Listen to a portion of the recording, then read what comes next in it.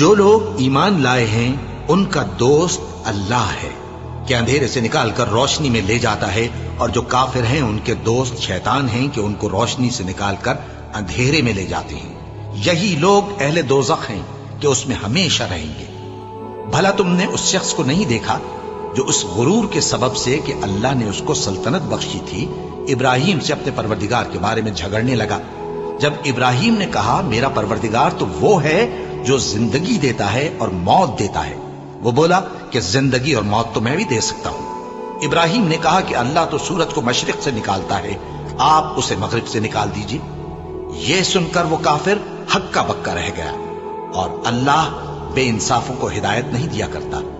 या इसी तरह उस शख्स को नहीं देखा जिसका एक बस्ती पर जो अपनी छतों पर गिरी पड़ी थी गुजर हुआ, तो उसने कहा कि अल्लाह इसके बाशिंदों को मरने के बाद क्यों कर जिंदा करेगा।